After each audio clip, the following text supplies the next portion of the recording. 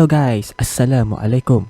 Bertemu kita lagi dalam rancangan Mystic Horror, di mana channel Mystic Horror ini adalah channel untuk anda mendengar kisah-kisah seram. Kisah-kisah seram ini diceritakan, dan kisah-kisah seram ini sumber dia diambil daripada blog-blog tempatan.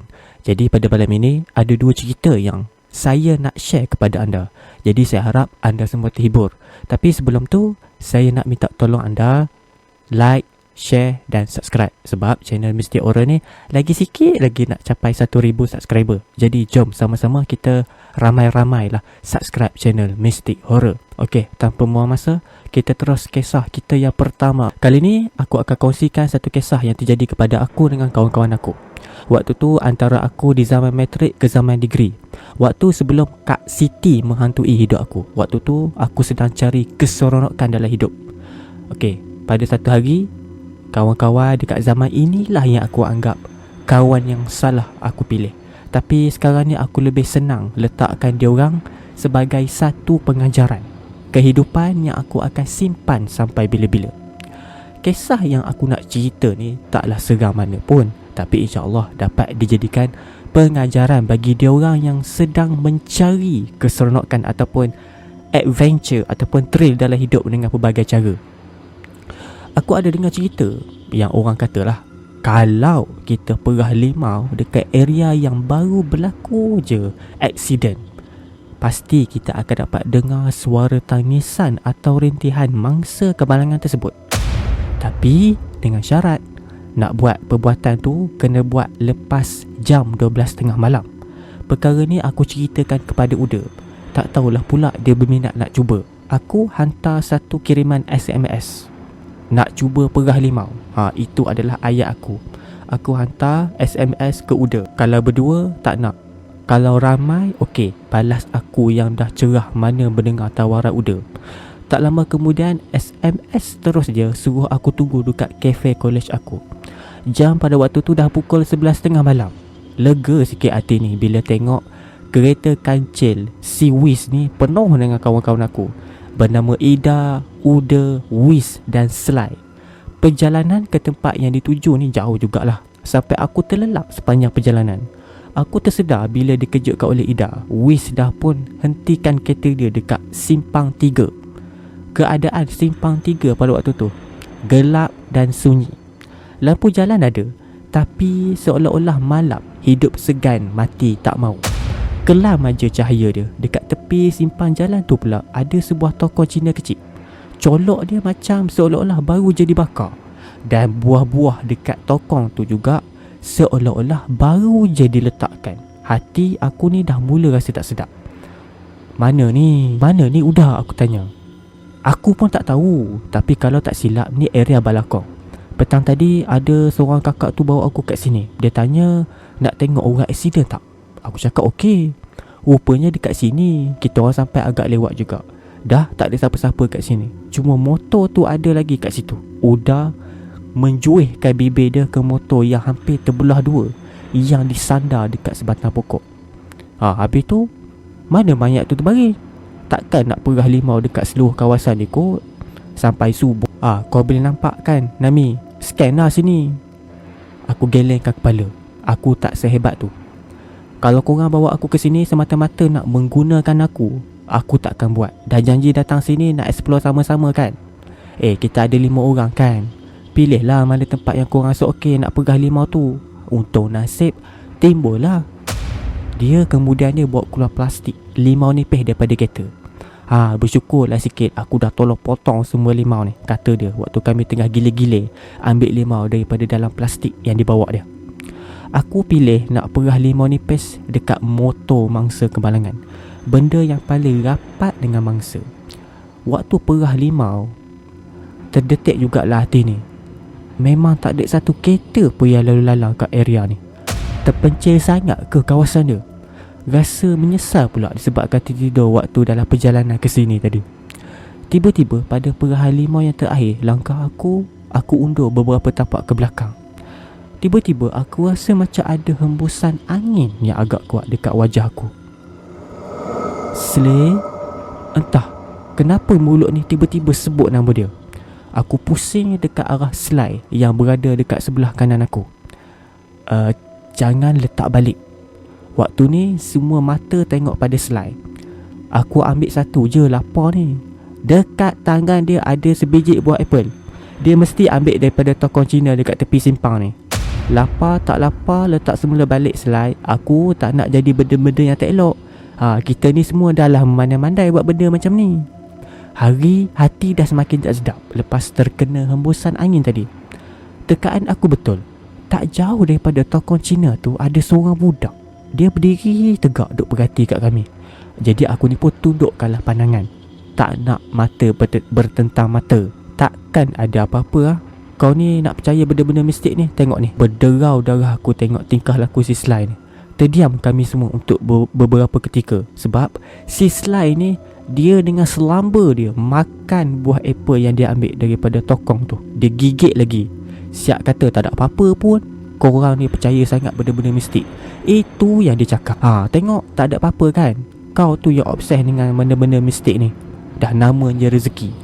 Si Sly ni selamba je boleh sambung balik makan apple tersebut. Kan rezeki. Kali ni Wiz pula ke toko tu ambil sebiji buah pear. Janji dia tak letak daging babi, sudahlah. Kalau daging tu aku boleh je makan, kau yang tak boleh. Kata-kata Sly mengundang gelak dia orang berdua. Aku tengok je ke arah tempat budak tu berdiri. Dah tak ada. Dalam hati aku bersyukurlah. Nak buat apa sekarang ni? Soal si Ida ni. Kita tunggu. Jadi kami berlima ni pun duduklah kat tepi kereta. Duduk tunggulah suara tangisan mangsa. Hampir sejam dah tunggu, tapi tak ada apa-apa. Geng, aku rasalah kita semua dah silap tempat ni perah limau ni. Tak ada apa bunyi orang menangis. Tak pun orangnya tak mati. Si Uda bangun, dia pergi berjalan dekat sekitar kawasan. Sly kemudian tiba-tiba bangun juga. Dia berjalan rushing ke tengah simpang 3 tu. Tercungak-cungak nampak gaya dia. Sesekali dia tertunduk macam nak muntah. Kemudian kepala dia didongakkan ke atas seolah-olah payah nak bernafas. Waktu tu kami semua tergamam tengok kelakuan si Sly ni. Beberapa kalilah tengok pergerakan tu diulang sambil jalan tanpa hala tuju dekat sekitar simpang 3 tu, sampai dia berhenti dekat tepi toko Cina tu. Sebelah tangan dia pegang bubung kecil tokong tu dan tak lama dia muntah dan ditepuk-tepuk dada dia. Tolong weh, aku susah nak nafas ni weh. Habis je ayat tu dia muntah balik. Ida tarik aku untuk pergi tengok keadaan si Sly. Bau muntah si Sly ni, ya Allah, busuk gila. Tak tahulah apa yang dia makan malam tadi. Wajah si Sly dah mula pucat. Langkah aku berhenti bila aku nampak budak tadi mencangkung kat tepi toko Cina tu sambil senyum je tengok si Sly muntah. Wiz kemudian datang meluru ke arah kami. Tak sempat aku nak elak, ditolaknya aku ke tepi. Kau buat apa ni Wiz? Aku tengok ke arah diorang. Nak termuntah aku tengok Wiz sedang duduk meletup sambil suap sisa muntah si Sly dalam mulut dia. Sly tercengang tengok keadaan Wiz. Aku dengan Ida hanya mampu tengok je keadaan tu. Tak lama kemudian si Sly melutup dan suap muntah dia balik dalam mulut. Waktu ni Uda dah pun ada dekat tepi kami, menyaksikan sama keadaan si Sly dengan si Wiz ni. Kami bertiga terpaku beberapa ketika. Kemudian dia orang berdua jatuh terbaring tak sedarkan diri. Weh, nak buat apa ni weh? Ida dah mula panik. Dia dah mula berjalan mundar-mandir depan kami. Nami, Uda, cepat nak buat apa ni? Angkat dia orang masuk kereta ke? Tanya si Ida. Dia dah mula menangis. Waktu ni aku sebenarnya sedang bertentang mata dengan budak yang bercangkung tu, yang duduk dekat belakang tokong tu. Dia senyum menyeringai. Dalam hati tak henti-henti aku berzikir minta tolong daripada Allah. Apa yang boleh aku buat? Aku bukannya ada ilmu dalam ubat-ubat orang. Aku ni bukanlah orang yang hebat dalam bercakap dengan makhluk-makhluk gaib ni. Suasana tiba-tiba daripada tenang menjadi kalut. Ya, aku perasan Ida berlari kat kereta. Dia ambil sekotak tisu. Dia bersihkan lap mulut kedua-dua member kami ni yang tengah terbaring tak sedarkan diri. Udah sibuk dengan handphone dia. Aku tak tahulah siapa yang dia call. Dalam keadaan macam tu, muncul lampu daripada sebuah van. Pemandu dia berhentikan van dia dekat tepi tokong. Kenapa ni? kawan kami ni tak tak tahulah kenapa. Korang buat pemujaan ke apa kat sini? Tak, kami perah limau je. Astaghfirullahalazim. Kata-kata Uda dipotong oleh pemandu van. Diorang ni jadi macam ni lepas makan buah daripada tokong ni. Aku tepuk bumbu tokong Cina dengan perlahan. Allah. Cepat tolong pakcik akak diorang masuk van. Nasiblah van tu tak ada tempat duduk dekat belakang. Dari nampak gaya van ni, macam van ni digunakan untuk angkat hasil kebun. Ikut pakcik. Aku berlari dekat kancil dan aku ikut van tu bergerak. Ida dan Uda ada dekat belakang van, jaga si Sly dengan Wiz. Van kemudian berhenti dekat depan sebuah rumah. Dekat pintu depan rumah sudah ada yang sedia menunggu. Diorang kemudian bantu kami untuk angkat Wiz dan Sly masuk ke dalam rumah. Aku dengan Ida tak tunggu lama dekat situ. Lepas bersembang dengan Uda, dia bersetuju nak temankan si Wiz dengan Sly. Aku dan Ida ada presentation pagi nanti. Nak tak nak, kira-kira dalam pukul 2 pagi tu kami redah jugalah cari jalan balik ke UKM. Nasiblah Ida tak tidur waktu perjalanan ke Simpang 3 tadi. Jadi dia ingatlah jalan keluar daripada situ. Semasa lalu kawasan Simpang 3 tu, budak yang bercangkung tadi tu berdiri dekat tepi tokong tu sedang perhatikan kami. Aku mengeluh panjang. Apa yang kau nampak, tolong jangan describe dekat aku, pesan Ida yang mungkin perasan keadaan aku waktu tu. Ida kemudian start baca ayat kursi. Petang tu, aku, Ida dan Uda berkumpul dekat Pusanika. Dari perkongsian cerita si Uda ni, kami dapat tahu Wiz dengan Sly demam panas. Masing-masing tengah rehat dekat bilik masing-masing. Mereka dibekalkan dengan air penawar daripada orang yang rawat tadi tu. Kau tahu tak Nabi, semalam mana ada aksiden kat situ? Pakcik driver van tu cakap masa kita orang dalam van dia, motor tu dah memang 2 hari tersadai kat situ. Aksiden dia kemarin. Habis tu info yang kau dapat ni salah Uda? Uda hanya elengkan kepala. Kan aku kata ada kakak kenalan aku yang ajak. Tapi kan Nami, macam mana kau tahu Sly ambil buah apple tu? Kau tak tengok dia apa time tu? Gerak hati ke ada yang kasih kau tahu? Ada apa-apa ke kat area situ?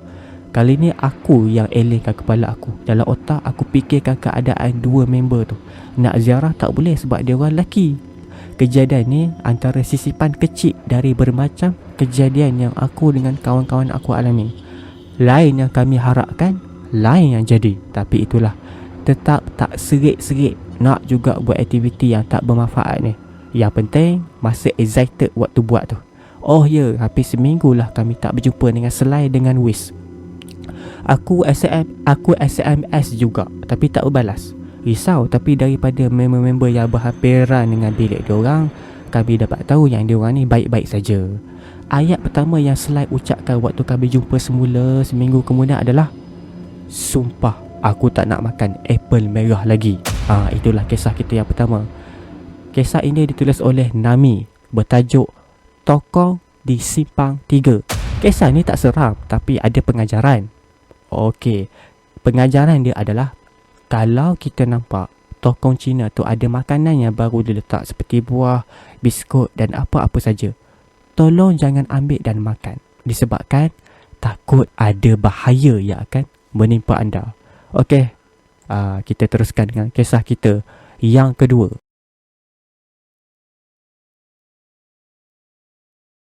Okey, jom kita teruskan dengan kisah kita yang kedua. Pada tahun berapa, aku sendiri pun tak ingat. Yang aku ingat pada waktu tu, aku pakai seluar warna biru dan tahun 90-an.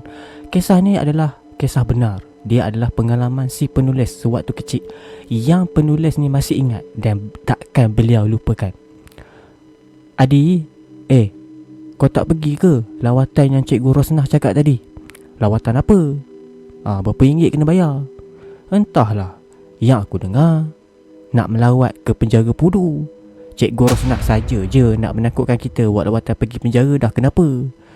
Mungkin dia tahu dah kot kau tu paling nakal, nak ajar kau sikit lah bagi insaf. Oi, kata orang konon kau ponteng sekolah nak dekat sebulan main game dekat Pudu Plaza tu baiklah sangat ya. Mana kau tahu? Siapa lagi yang cerita? Si Fuad tu lah kawan baik kau. Tepat pukul 5 aku berjalan kaki balik ke rumah dengan kawan-kawan yang lain. Aku duduk dekat pasar Bukit Bintang dulunya.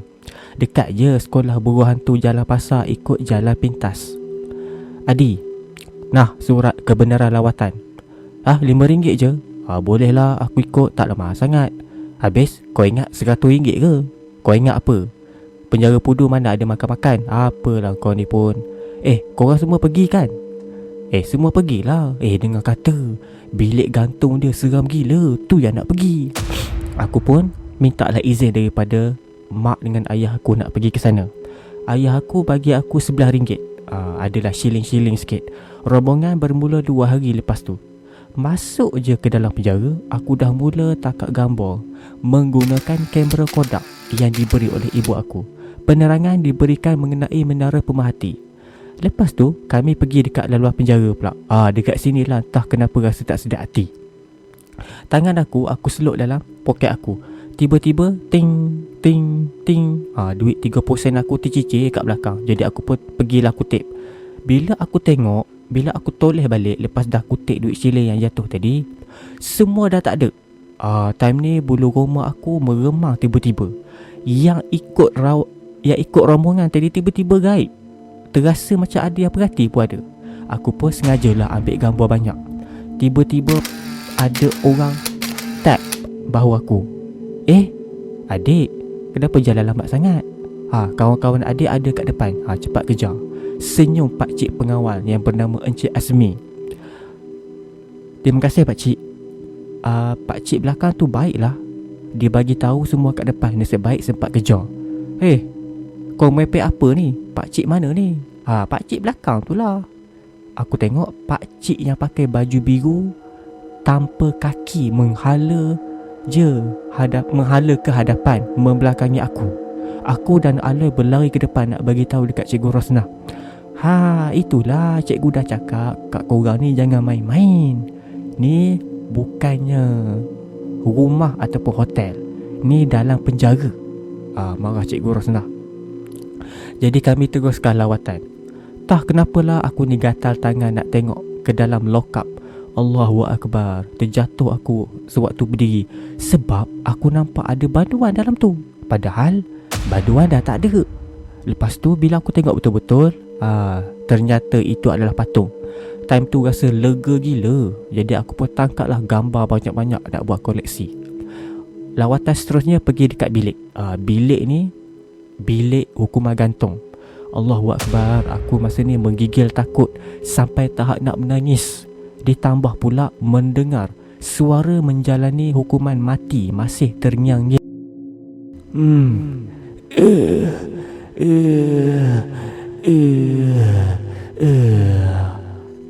Tak ada suara, tapi hanya suara umpama disembelih. Bulu roma aku naik lagi. Tepat dekat sebelah bilik hukuman, aku tengok ada wajah seseorang. Dia senyum sampai ke telinga. Pandangan dia agak menggerikan. Aku terus tangkap gambar dan wajah tu pun hilang. Adi, dalam bilik ni tak boleh tangkap gambar tau. Lepas ni kamera bagi kat cikgu. Itu adalah tegas Cikgu Rosnah. Walaupun hukuman tu tak ada depan mata, tapi tiba-tiba terbayang lidah yang terjelai.